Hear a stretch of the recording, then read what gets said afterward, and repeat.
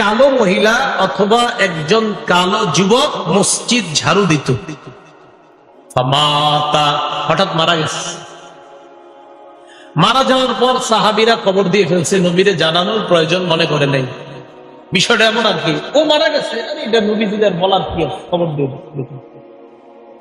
নবীজি সাল্লাল্লাহু আলাইহি সাল্লাম প্রশ্ন করলেন, আচ্ছা ওই কালো মহিলাটা না কালো যুবকটা, হয়তো মহিলা হতে পারে না হয় যুবক, আচ্ছা ওই কালো যুবকটাকে দেখছি না কেন, কোথায় এটা ঝাড়ু যেতে? সাহাবীগণ বললেন, হুজুর সে তো মারা গেছে। আচ্ছা মারা গেছে মানে? আফালা কুনতুম আযানতুমুনি, তো আমাকে জানাবা না তোমরা? হাদিসের মধ্যে আছে কান্নাহুম সাগগারু আমরাহা আও আমরা, সাহাবীরা বিষয়টা হালকা মনে করছে, তাই নবীরে জানায় না যে একজন মারা গেছে ঝাড়ু দিত, কবর দিয়েছে। নবীজি কো আমারে জানাইলা না কেন তোমরা? দুল্লুনি আলা কবরিহা আও আলা কবরিহি, তাড়াতাড়ি তার কবর আমারে দেখাও, নিয়ে যাও। ফাদাল্লুহু আলা কবরিহা আও আলা কবরিহি, আল্লাহ রাসূলকে তার কবরের কাছে নিয়ে যায়। নিয়ে যাওয়ার পর ফাসাল্লা আলাইহা, আল্লাহ রাসূল জানাজার নামাজ পড়লেন। আপনারা আবার এই আমল করেন না, এটা রাসূলের জন্য খাস। জানাজার নামাজ পড়ার পর আল্লাহ নবী বললেন, ইন্না হাযিহিল কুবুর মামলুআতুন যুলমান আলা আহলিহা। আল্লাহ নবী বললেন এই কবরগুলা অন্ধকারে পরিপূর্ণ। নবীজি বললেন এই কবরগুলা অন্ধকারে পরিপূর্ণ। কবরগুলা বলেন অন্ধকারে, কবরগুলা একবার ভাবেন চোখটা বন্ধ করে, অন্ধকার, কিচ্ছু দেখা যায় না। আল্লাহ নবী কয় এই কবরগুলা অন্ধকারে পরিপূর্ণ।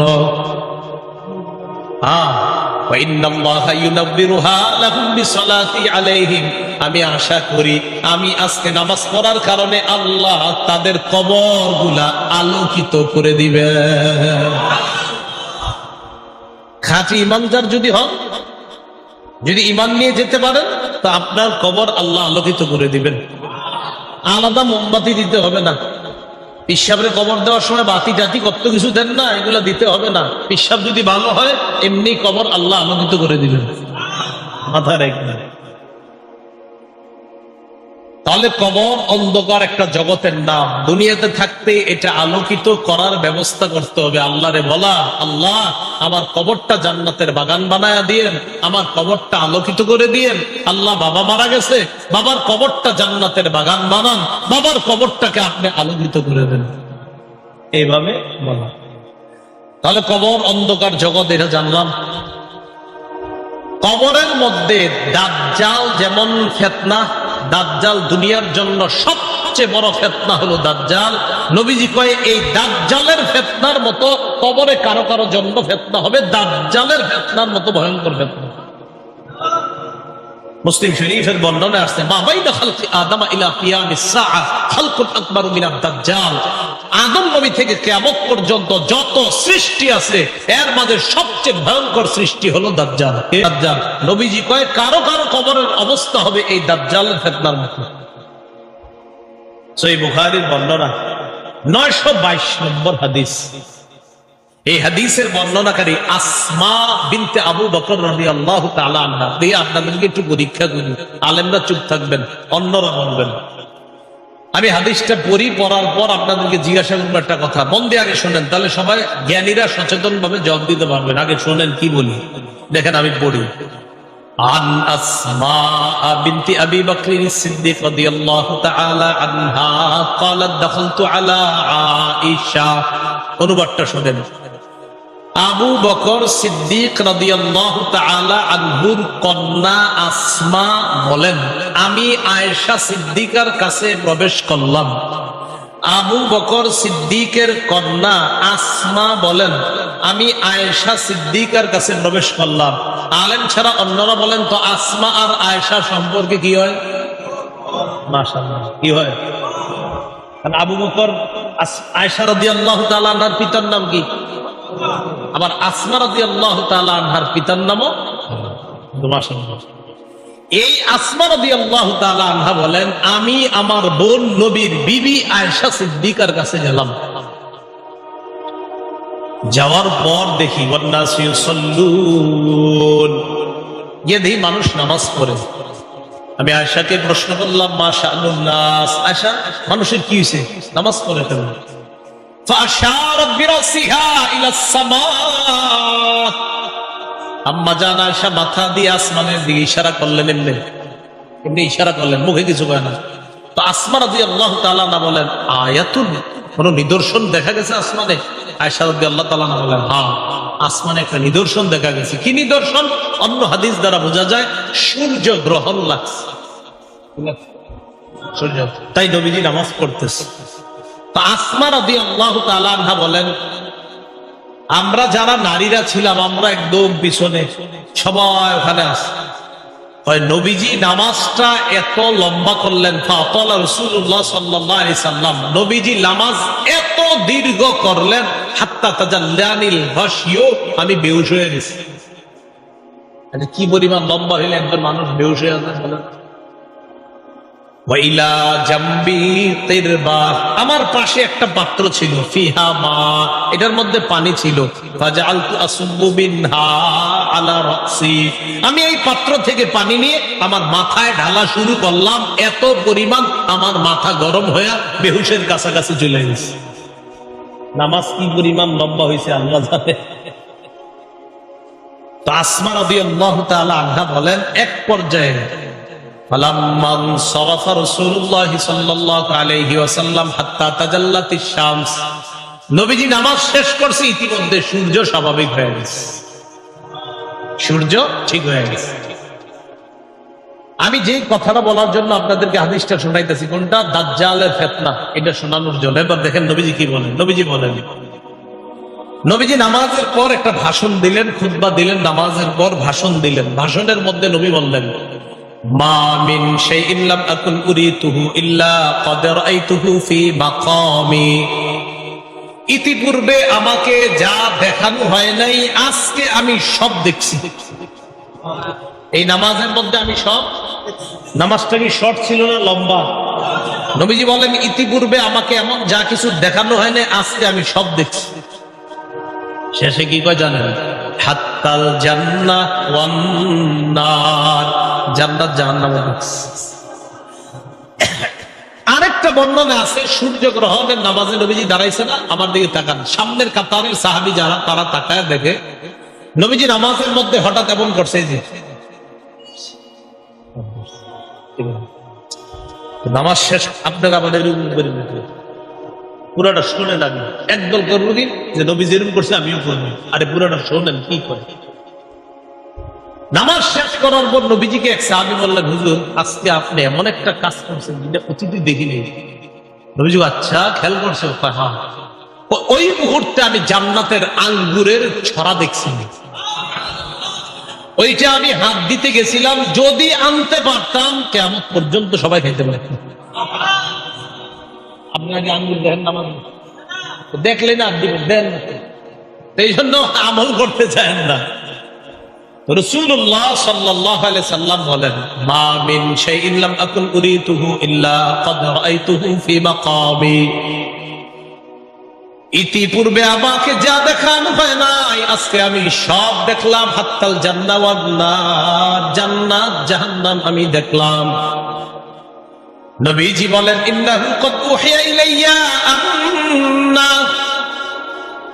আল্লাহ রাসূল বলেন আমার কাছে এই ওহী প্রেরণ করা হয়েছে, আন্নাকুম তুফতানুনা ফিল কুবুর মিসলা আও করিবা মিন ফিতনাতি দাজ্জাল। আল্লাহ নবী বলেন আমার কাছে এই ওহী দেওয়া হয়েছে, তোমরা কবরের মধ্যে অনেকে এমন ফিতনার মধ্যে পড়বা যেই ফিতনাটা হবে দাজ্জালের ফিতনার মতো ফিতনা। বলেন নাউযুবিল্লাহ। বিশ্বাস করেন দাজ্জালের ব্যাপারে আমি পড়ছি বলে আপনাদেরকে বলে বুঝাইতে পারতেছি না, আমি বুঝতেছি যদি দাজ্জালের ফিতনাটা হয় তো কত বড় ভয়ঙ্কর ফিতনা হবে। আমি সবগুলা কথা বললে বুঝতে পারতেন যে দাজ্জাল কতটা ভয়ঙ্কর ফিতনার নাম। রাসূল বললেন কবরে অনেকের এই ফিতনা হবে দাজ্জালের মতো, খুব ভয়ঙ্কর ফিতনা, ও কঠিন ভয়ঙ্কর ফিতনা। আল্লাহ আমাদেরকে হেফাজত করেন। তো আল্লাহ কয় এই কবর পর্যন্ত তোমরা সম্পদের প্রতিযোগিতা চলে, যেই কবরে এই অবস্থা হবে আর তোমরা সম্পদ দিয়ে ব্যস্ত। সহিহ বুখারী বর্ণনা 1372 নম্বর হাদিস। এই হাদিসের বর্ণনাকারী আম্মা জান আয়েশা সিদ্দিকা রাদিয়াল্লাহু তাআলা আনহা তিনি বলেন, আন্না ইয়াহুদিয়াতান দাখালাত আলা আয়েশা সিদ্দিকা রাদিয়াল্লাহু তাআলা আনহা ফাসআলাত আন আযাবিল কবর। এক ইহুদি নারী আম্মা জান আয়েশার কাছে এসে কবরের আযাব সম্পর্কে জিজ্ঞাসা করছে। আম্মা জান আয়েশা সিদ্দিকা রাদিয়াল্লাহু তাআলা আনহা জবাব দিলেন, আযাকিল্লাহু মিন আযাবিল কবর। আল্লাহ তোমারে গজবে কবরের আযাব থেকে হেফাজত করুক। এটা আম্মা জান বইলা নবীজির কাছে গেছে। ফাসাআলাত আয়েশা রাসূলুল্লাহ সাল্লাল্লাহু আলাইহি ওয়াসাল্লাম আন আযাবিল কবর। আম্মা জান আয়েশা আল্লাহ রাসূলকে কবরের আযাব সম্পর্কে জিজ্ঞাসা করলেন। আল্লাহ নবী জবাব দিলেন, আযাবুল কবর, কবরের আযাব সত্য। বলেন, কবরের আযাব সত্য। তাহলে কবরের আযাব কি বলেন তো? সত্য। এটা নবীজি জানায়া দিলেন তার বিবিকে। সহিহ বুখারীর 1338 নম্বর হাদিস। এই হাদিসের মধ্যে আসছে, قال رسول الله صلى الله عليه وسلم العبد اذا وضع في قبره। নবীজি বলেন, কোন বান্দাকে যখন কবরের মধ্যে রাখা হয়, রাখার পর ওয়াতুল্লিয়া, আমাকে আপনাকে মরণের পর যখন বাসতলায় রেখে আসা হবে, আসার পর তুওয়াল্লিয়া, আমাকে আপনাকে যখন পিছনে রাইখা যাহাবা আসহাবুহু, সাথীরা যখন চলে আসবে। একবার কল্পনা এলেন, রাতের বেলা বিছানায় যখন বালিশে যখন মাথাটা লাগানোর পর কল্পনা করেন আমি মারা গেলাম, যাওয়ার পর বাসতলায় কোন কবরের মধ্যে আমাকে রেখে আমার আত্মীয় স্বজন চলে আসছে, ব্যাপারটা কেমন একটু চিন্তা করেন। আল্লাহ নবী কয়, কোন ব্যক্তিকে কবরের মধ্যে রাখার পর তুওয়াল্লিয়া, কবরটা পিছনে রেখা যাবা আসহাবুহু, যখন তার সাথীরা চলে আসে, বাবা চলে আসে, ভাই চলে আসে, সন্তানরা চলে আসে, আত্মীয় স্বজন সবাই চলে আসে, আল্লাহ নবী বলেন বেশি দূর যায় না, হাত্তা ইন্নাহু লা ইয়াসমাউ করআনি আলিহিম, আমরা যে হাইটা হাইটা আসি, আমাদের হাঁটার পায়ের জুতার আওয়াজগুলা ওই কবরবাসী শুনতে পায়। শুনে কেন শুনে জানেন? ওই মুহূর্তে তার দেহের মধ্যে আত্মাটা আল্লাহ দিয়ে দেয়। কেন দেয়? ফায়াতিয়ানিহি মালাকান, দুইজন ফেরেশতা তার কাছে আসে। এটা আবু দাউদের বর্ণনা আর বুখারীর বর্ণনা। আতাহু মালাকান ফাআকআদা, আবু দাউদের বর্ণনা ফায়ুকঈদানি, দুই ফেরেশতা এসে তারে বসায়, বসানোর পর তারে প্রশ্ন করে। এর মধ্যে তিন প্রশ্নের মধ্যে একটা প্রশ্ন হলো আল্লাহ নবীর ব্যাপারে জানতে চায়, তাকে চিনুনি? ওই ব্যক্তি ইমানদার হলে যদি তিনটা জবাব সুন্দরভাবে দেয়, আর আল্লাহ নবীর ব্যাপারে যদি বলে আশহাদু আন্না মুহাম্মাদার রাসূলুল্লাহ, আমি সাক্ষী দিচ্ছি তিনি আল্লাহর রাসূল, এই কথা বলার পর ওই ব্যক্তিকে বলা হবে উনজুর ইলা মাকআদিকা মিনান নার, তুমি তোমার জাহান্নামের আসনটার দিকে তাকাও, এটা তোমার জাহান্নামের আসন। তো এই ব্যক্তি জাহান্নামের আসনের দিকে তাকাবে।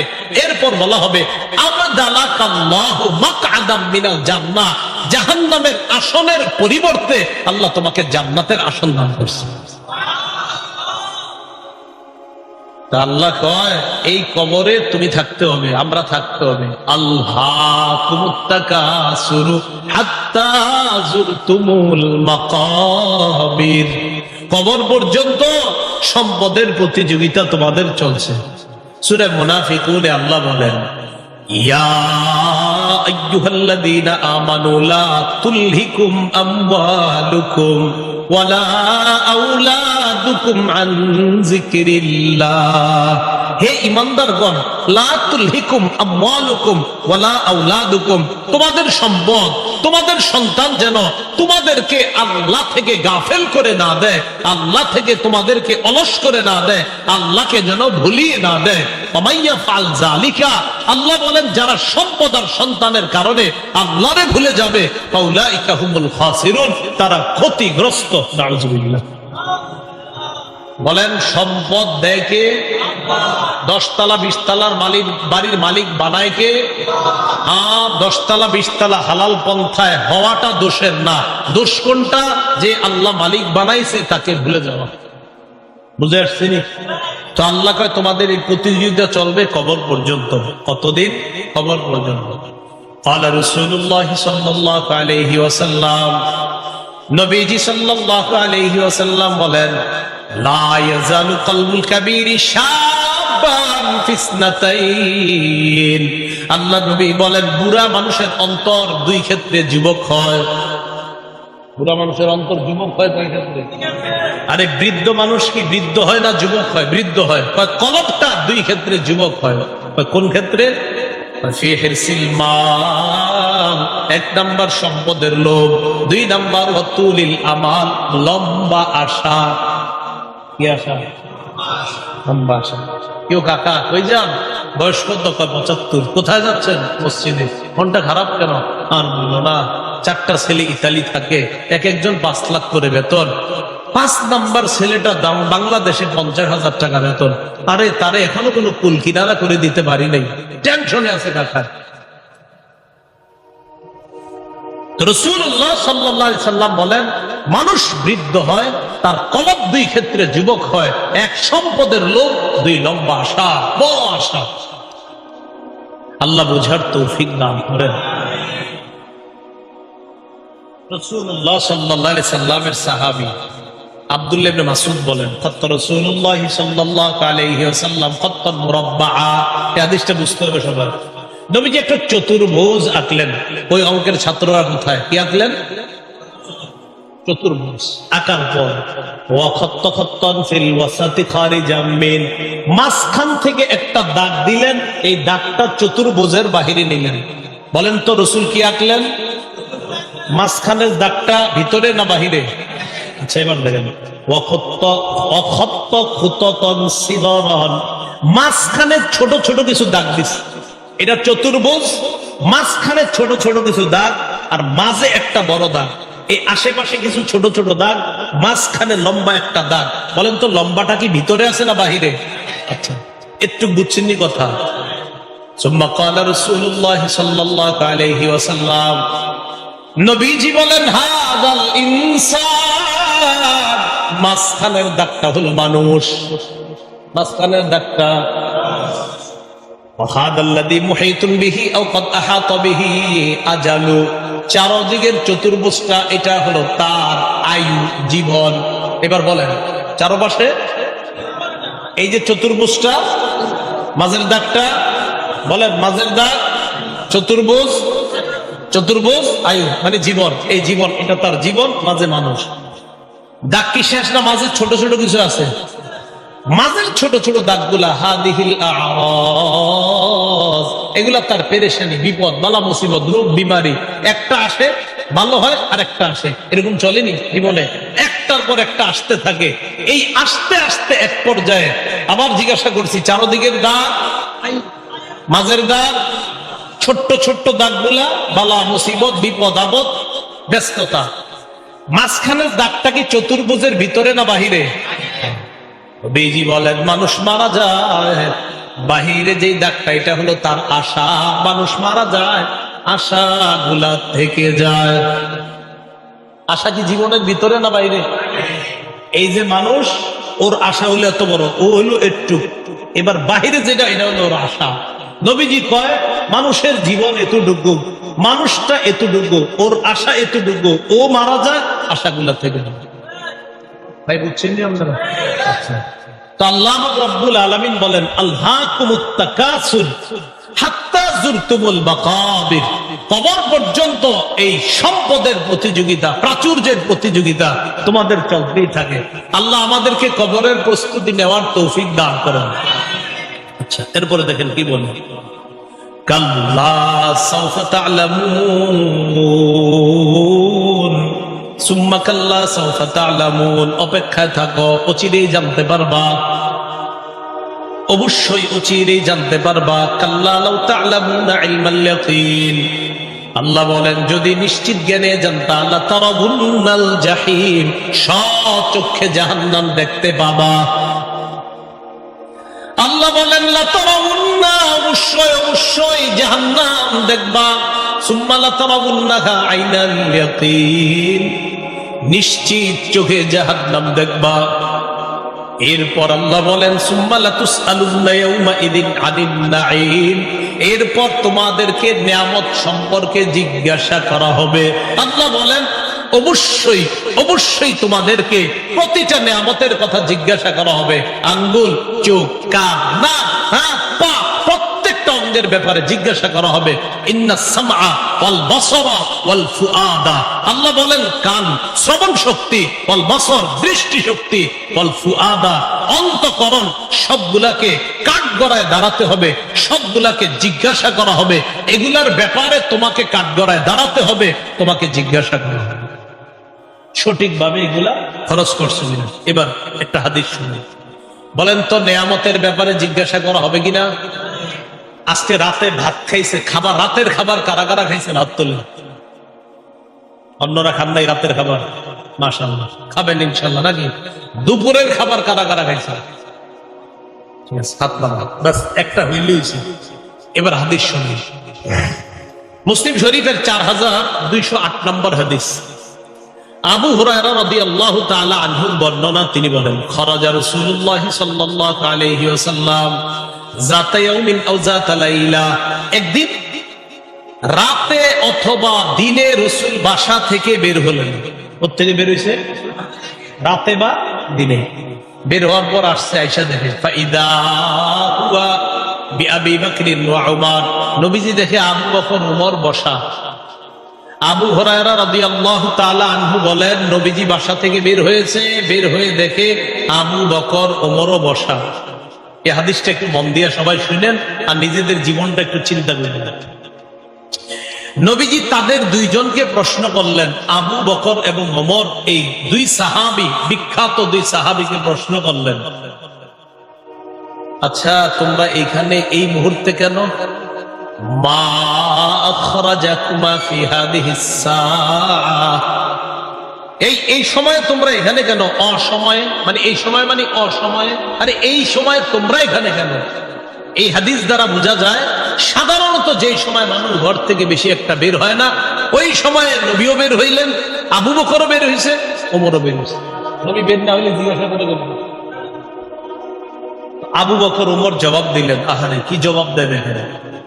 ক্বালাল জুউ ইয়া রাসূলুল্লাহ, হুজুর খিদা লাগছে, ক্ষুধার কারণে বের হইছে। সম্পদ সব ছেড়েছে মক্কায়, নবীর সাথে চলে এসেছে মদিনায়। নবীজি যে জবাবটা দিলেন, আল্লাহ নবী বললেন আল্লাযী নাফসি বিয়াদিহি আখরাজানিল্লাযী আখরাজাকুমা। আবু বকর ওমরকে আল্লাহ নবী বলেন, আল্লাহর কসম আবু বকর ওমর, তোমরা যে ক্ষুধার কারণে বের হয়েছ, আমিও ক্ষুধার কারণে বের হইছি।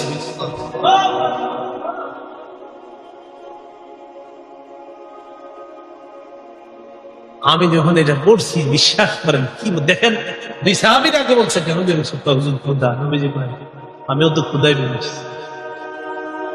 কমু, চলো আমার সাথে চলো। কামু মাআ, দুই সাহাবী আল্লাহ নবীর সাথে চললেন। ফাতা রাজুলাম মিনাল আনসার, এক আনসারী সাহাবীর বাড়িতে গেলেন।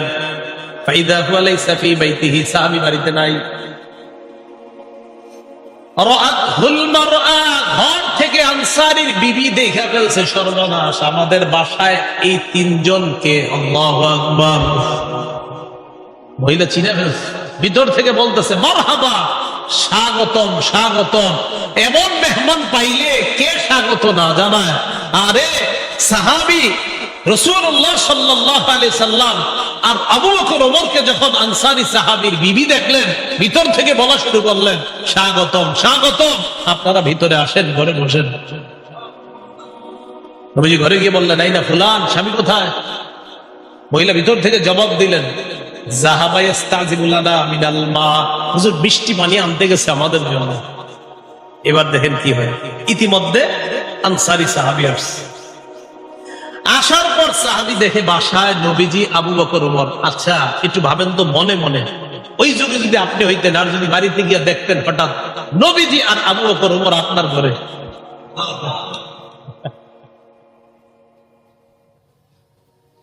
সাহাবী দেখে কি কয়, মা আহাদুল ইয়াউমা আকরামা আদয়াফা মিন্নি।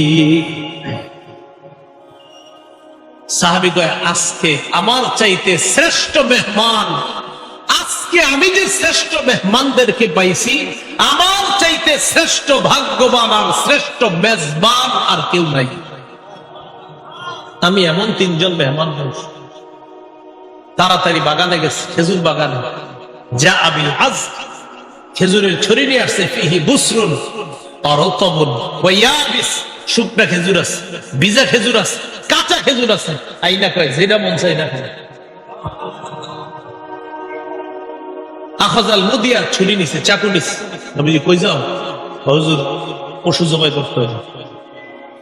জবাই করতে মাথা মানে পেরেশান হয়ে গেছে। আমার এই 3 মেহমানদের কেমনে মেহমানদারি করবো?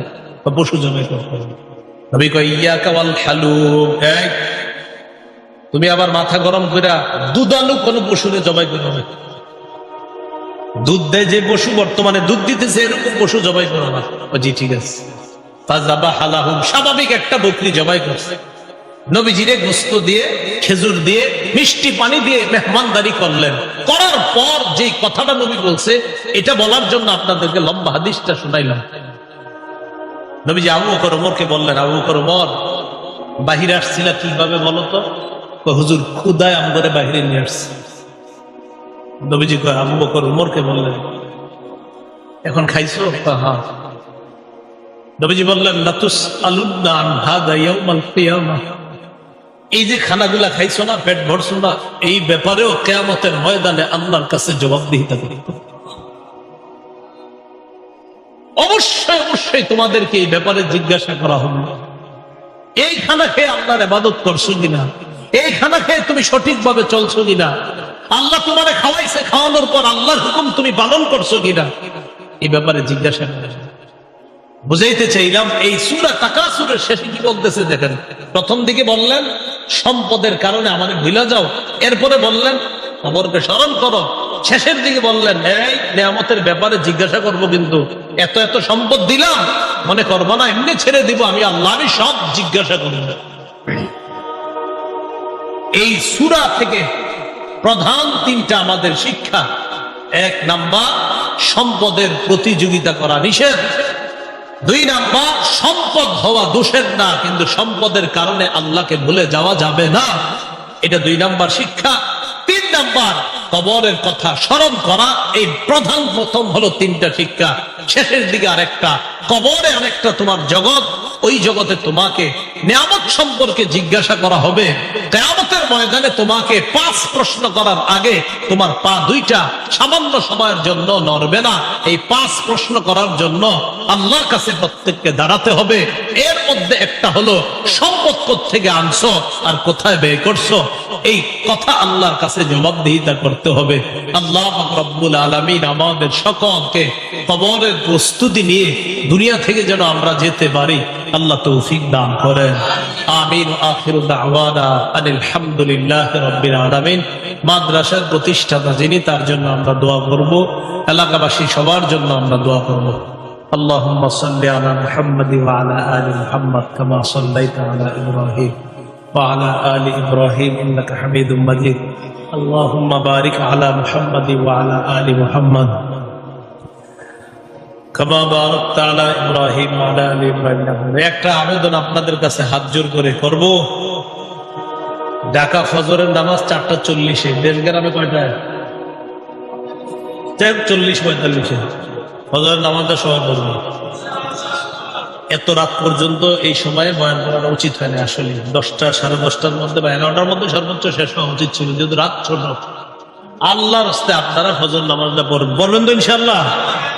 হ্যাঁ, আমারে কিন্তু দাঁড় করায় না আল্লাহর সামনে। আল্লাহর রাস্তে আপনারা ফজরের নামাজটা পড়েন সবাই। এই মাহফিল একটু বেশি হয়ে রাত হয়ে যাওয়ার কারণে যেন এই কথা আল্লাহর কাছে বলতে না হয় যে আল্লাহ মাহফিল আপনারা ধইল কেন এর লেগে ফজর করুন আপনারা সময় ফজর করুন